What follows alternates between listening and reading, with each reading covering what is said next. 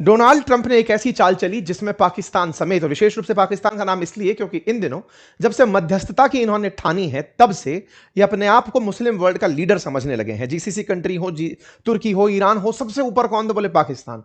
Trump ने कल रात एक ऐसा दाव चला जिससे सारे के सारे मुस्लिम देश जो इस समय ईरान के साथ नेगोशिएशन में अमेरिका को अपने साथ पाकर यह मान रहे थे कि वो जबरदस्त हो गए हैं, अपने आप को बड़ा मानने लगे थे, उन्हें ट्रंप ने एक ही दाव से पिंजरे में कैद कर दिया है।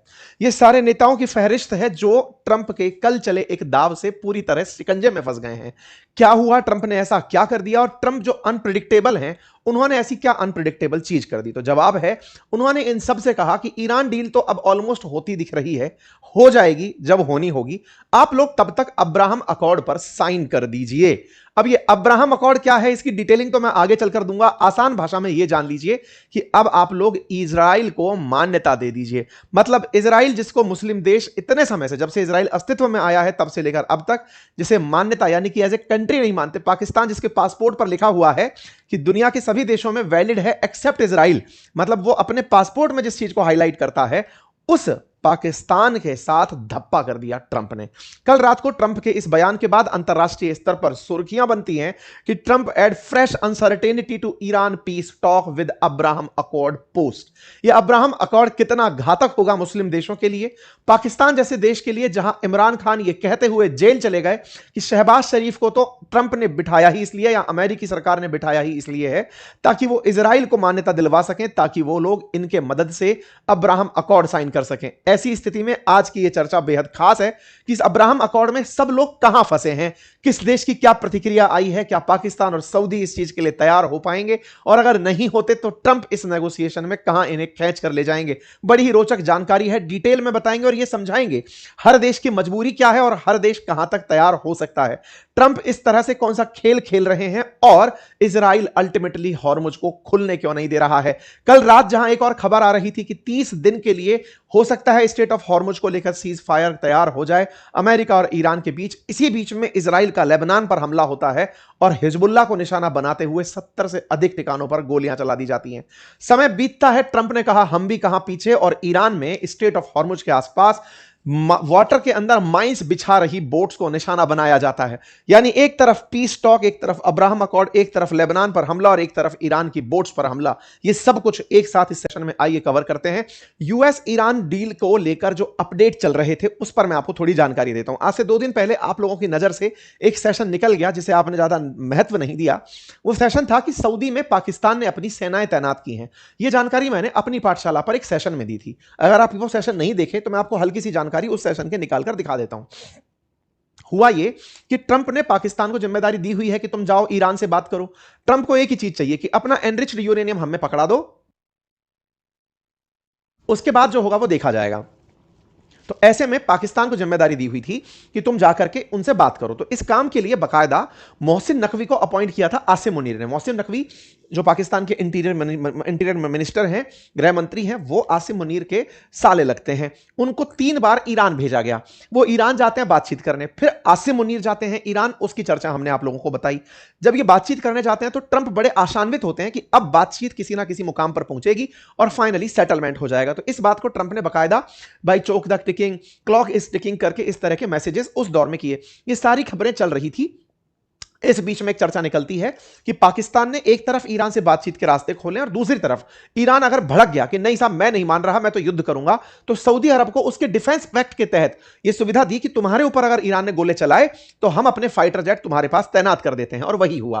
पाकिस्तान ने अपने जेट स्क्वाड्रन तैनात कर दिए, हजारों की संख्या में ट्रुप्स तैनात सऊदी अरब में कर दी। ऐसी एक्सक्लूसिव खबर निकलकर रॉयटर्स से आई। हालांकि इसकी पुष्टि पाकिस्तान अभी भी करने से बच रहा है, लेकिन जो भी है यह खबर बाहर निकलकर आती है। उसके बाद क्या हुआ, अब वहां से हम इसको लेकर आज तक लेकर आते हैं कि ट्रंप ने कैसे दावपेच चले और पाकिस्तान अपने ही बिछाए जाल में कैसे फंस गया। मैं वो आपको सामने रखता हूं।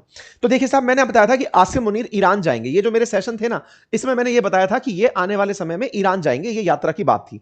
तो साहब ये रही 23 तारीख की जानकारी, जब ईरान की यात्रा पर आसिम मुनीर पहुंच जाते हैं। यानी कि ट्रंप ने पहले मोहसिन नकवी को भिजवाया इनके माध्यम से, फिर ये खुद गए और ईरान जाकर अरागची से बातचीत किए। यहां पर इनकी ज्वाइंट प्रेस वार्ता टाइप से पब्लिक के सामने अपीयरेंस होती है।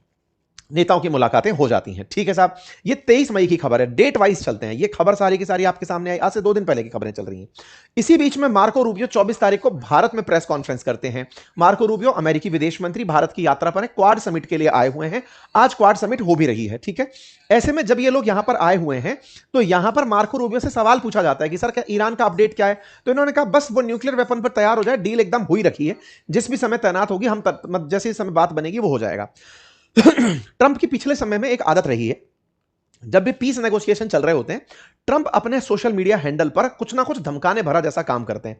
इधर नेगोशिएशन चल रही है, वो गोला डाल देंगे, कहीं धमका देंगे, अगर ये नहीं किया तो हम ऐसे मार डालेंगे, ये कर देंगे। ट्रंप उस खेल में बिजी थे, यानी कि वो एक टाइम पर पुचकार भी रहे होते हैं, दूसरी तरफ से मार भी रहे होते हैं। इधर से पाकिस्तान बातचीत करने गया है तो उधर से ट्रंप अपनी तस्वीरों के डरा डरा कर उनको डराने लग रहे हैं। खैर, इससे कई बार यह भी लगता है कि ट्रंप चाहते भी हैं कि नहीं कि डील हो, या दुनिया को दिखाते रहना चाहते हैं कि देखो मैं डील में लिप्त हूं। ऐसा खैर आने वाला समय डिकोड करेगा। एनीवे, इसके बाद खबर आती है 24 तारीख के दिन कि ईरान का एग्रीमेंट हो गया, लार्जली नेगोशिएट हो गया, ऐसा ट्रंप का कहना है कि ऑलमोस्ट बातें हो गई हैं।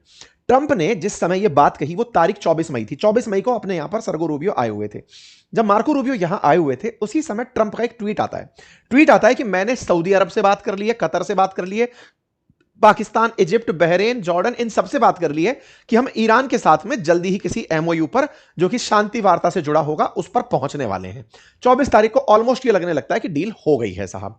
इस पर पाकिस्तान के इशाक डार निकल कर आते हैं, विदेश मंत्री आकर के, उप प्रधानमंत्री आकर के जबरदस्त धन्यवाद सबको देते हैं कि बहुत बढ़िया सर, हो गया डील फाइनली, बहुत अच्छा हुआ, इसी दिन का तो ही इंतजार था। 24 तारीख के दिन सबको धन्यवाद बट जाते हैं, यानी कि एक प्रकार से मध्यस्थता हो गई है सर, अब हमारे बीच में डील हो गई है।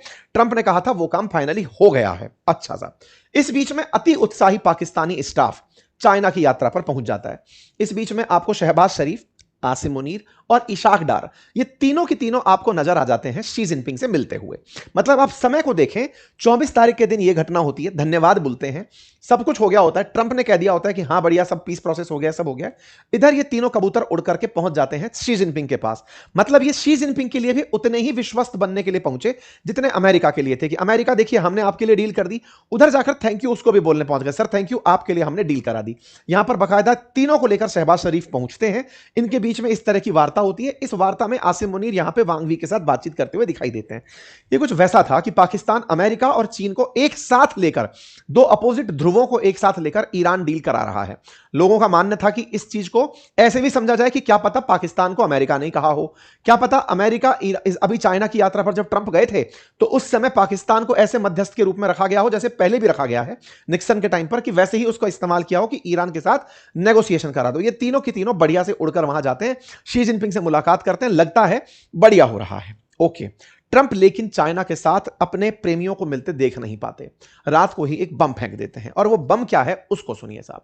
यहां पर ये कहते हैं कि देखिए नेगोशिएशन तो अब ऑलमोस्ट हो ही गई है, it will only be a great deal for all of us और नो डील एट ऑल। हो नहीं हो क्या ही फर्क पड़ रहा है, लेकिन अब मैं आपके सामने एक चीज और रख रहा हूं।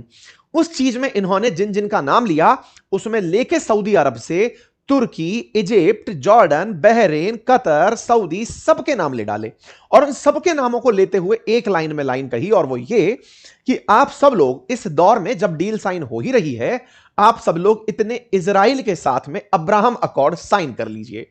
साथियों, ये एक ऐसी घटना थी जो इन देशों के ऊपर बम की तरह फटी। हुआ कैसे? हुआ ये कि इन सभी देशों की, पाकिस्तान, सऊदी, कतर, यूएई, तुर्की, इजिप्ट, जॉर्डन, बहरेन, इन सब की एक मीटिंग बुलाई ट्रंप ने। उस मीटिंग में टेलीफोनिक वार्ता थी, वर्चुअल मीटिंग थी। ट्रंप सबके सामने कह रहे थे कि देखो सब लोगों ने बहुत अच्छा किया, अब सुनो सभी लोग ना एक काम और कर दो, लगे में लगा, और वो क्या है? अब्राहम अकॉर्ड पर साइन कर दो। जैसे ही ट्रंप ने यह बात बोली, अचानक सभा में सन्नाटा छा गया। ट्रंप यहीं पर रोकते हुए बोले, आप सुन लो, आप लोग सुन पा रहे हैं मुझे? आपको मेरी आवाज आ रही है? फोन डिस्कनेक्ट तो नहीं हो गया है? ट्रंप मस्करी करते हैं और इन लोगों को फिर से दिखाते हैं कि तुम्हारी कोई औकात नहीं है, मैं तुम्हें यूज कर रहा हूं, तुम्हें दिख क्यों नहीं रहा है? अल्टीमेटली ट्रंप ने एक बम फोड़ा कि अब्राहम अकॉर्ड पर साइन कर दीजिए। यह बात जैसे ही निकलकर आई, उस वर्चुअल मीटिंग में शांति छा गई। ट्रंप कहते हैं कि इस दौर में देखो, यूएई ने, बहरेन ने, कजाकिस्तान ने, मोरक्को ने, सूडान ने, इन्होंने अब्राहम अकॉर्ड, ये मुस्लिम देश हैं, इन्होंने अब्राहम अकॉर्ड साइन किया, और देखो वॉर टाइम में भी ये फ्लरिश कर रहे हैं, इनके ऊपर कोई दिक्कत नहीं है, ये तेजी से आगे बढ़ रहे हैं, तुम लोग भी साइन कर लो। अब ये अब्राहम अकॉर्ड क्या है? असल में इजराइल को मान्यता दिलाने का ट्रंप का तरीका। असल में क्या है, मुस्लिम देशों ने फिलिस्तीन के चलते इजराइल को मान्यता देने से इनकार किया हुआ है। उनका कहना है कि जब तक फिलिस्तीन को, जैसे ईरान का कहना है कि फिलिस्तीन ही हो, इजराइल हो ही ना, बाकी देशों का कहना है कि टू स्टेट हो, यानी कि फिलिस्तीन की भी एक डिफाइंड एरिया हो, उसके लेजिस्लेचर हो, उसका पूरी जगह सुनिश्चित हो, इजराइल फिलिस्तीन के बीच के जो रिफ्ट है वो खत्म हो, तब जाकर हम इजराइल को कोई देश मानेंगे। इस तरह की चीजें अपने आप में हैं। ट्रंप का कहना है कि नहीं, फिलिस्तीन का मसला होता रहेगा, वो मेरा इशू नहीं है, इजराइल को मान्यता दो, उसके साथ में बढ़िया से रिश्ते सामान्य करो, व्यापार करो, पर्यटन बढ़ाओ, तकनीकी एक्सचेंज करो, डिफेंस इक्विपमेंट लेकर आओ, पूरी तरह शांति बनाओ, तब जाकर काम बनेगा। तो साहब कुल मिलाकर के ट्रंप ने इन देशों को वहां ले जाकर खड़ा कर दिया, जो कि इन लोगों के लिए बिल्कुल ऐसा था कि इनसे ये कहा जाता है कि जैसे किसी चीज को बोलते हैं कि ये हराम है करना, तो इनके लिए वो हराम काम कराने की मजबूरी दे दी कि तुम्हें यह करना होगा अगर तुम्हें शांति वार्ता में शामिल होना है। ऑलरेडी 5 मुस्लिम देश, सूडान का अभी चल रहा है कंफर्मेशन, लेकिन 4 तो UAE, Bahrain, Morocco, Kazakhstan already Abraham accord में साइन कर चुके हैं। ये पिछली बार जब ट्रंप का शासन था उसी समय पर यह साइनिंग हो चुकी थी। ये उस समय की कुछ तस्वीरें हैं जिस समय पर यह हुआ था, और इसी के चलते इस बार जब ईरान का जंग हुआ मिडिल ईस्ट अमेरिका के साथ, उस समय पर ईरान ने सबसे ज्यादा निशाना यूएई को बनाया था, और इसी के चलते यूएई की सुरक्षा में इजराइल ने अपना आयरन डोम, आयरन बीम सब भेजा था। इस बीच में नेतन्याहू खुद भी यूएई चलकर आए थे, इजरायली सेना यूएई में मौजूद रही थी इजराइल यूएई की सुरक्षा करने के लिए।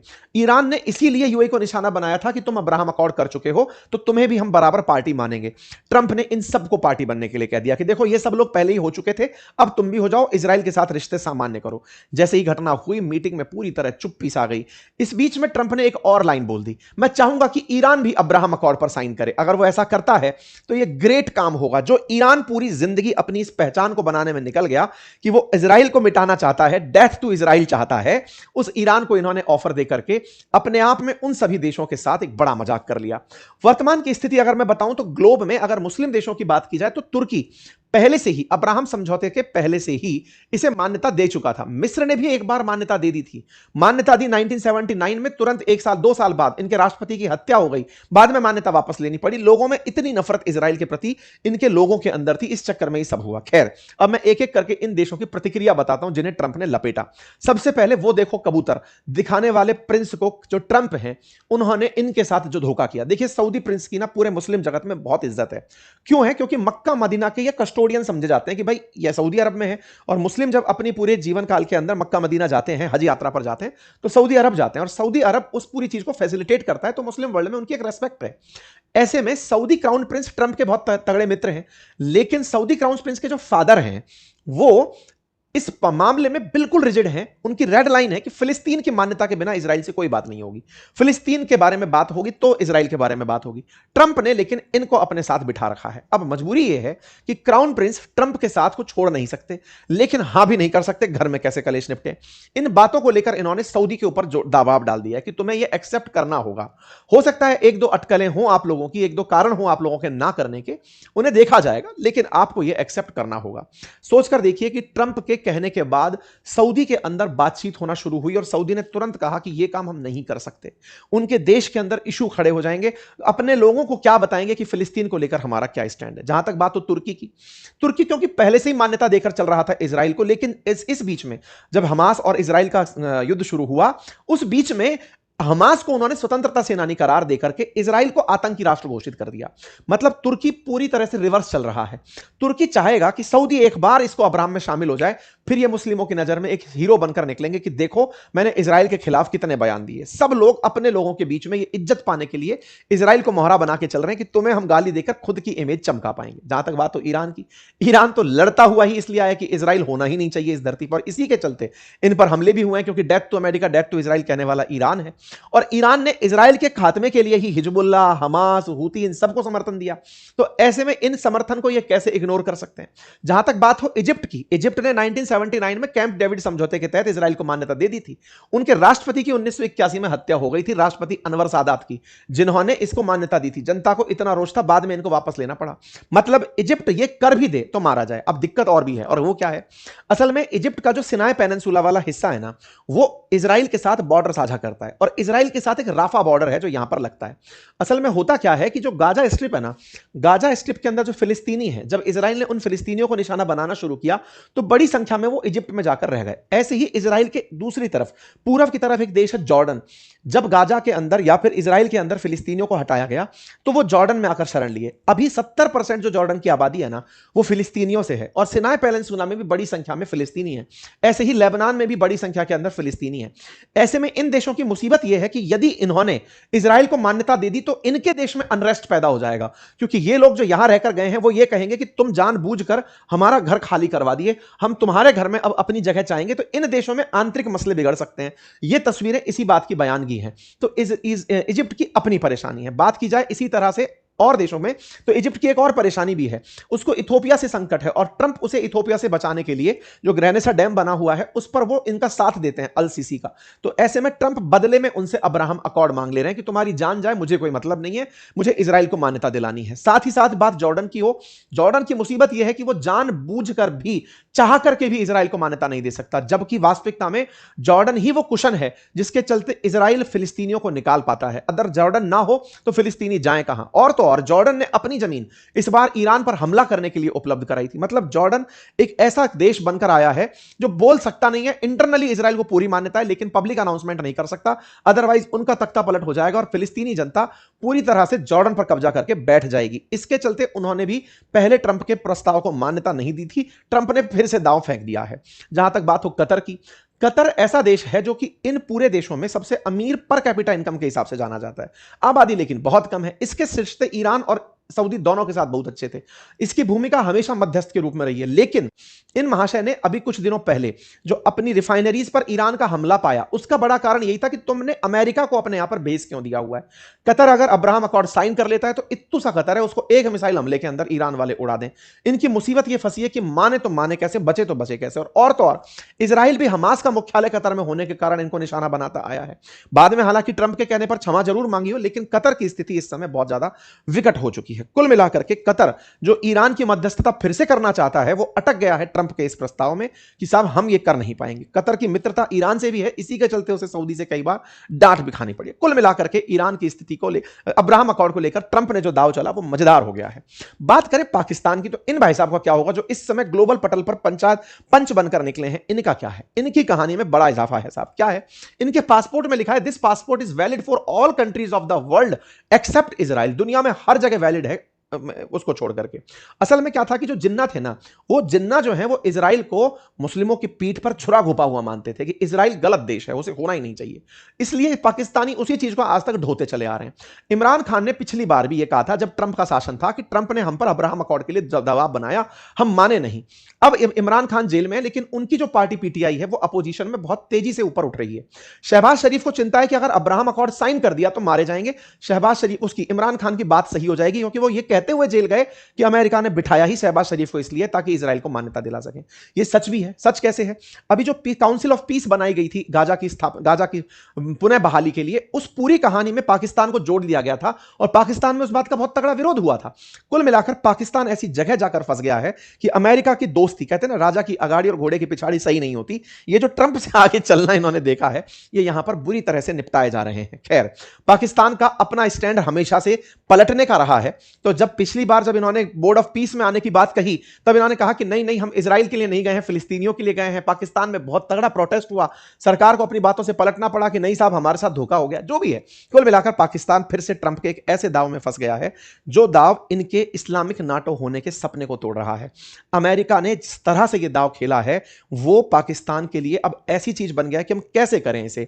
एक तरफ कर्ज लेना अमेरिका से मजबूरी है, अगर नहीं लिया तो बर्बाद हो जाएंगे। ट्रंप की हम इतनी तारीफ कर चुके हैं कि किसी और साइड जा नहीं सकते, और अगर नहीं लिया तो अपने ही देश में बर्बाद हो जाएंगे। तो कुल मिलाकर के ट्रंप ने पहले बोर्ड ऑफ पीस के नाम पर इन सारे मुस्लिम देशों को, जिनको अब अब्राहम अकॉर्ड के लिए कहा है, उन्हें फंसाया, और अब सीधा सीधा कह दिया कि पीस डील तभी करूंगा, फिर चाहे जीसीसी हो, बोर्ड ऑफ पीस हो, सबको उन्होंने एक ही दाव में फंसा दिया है।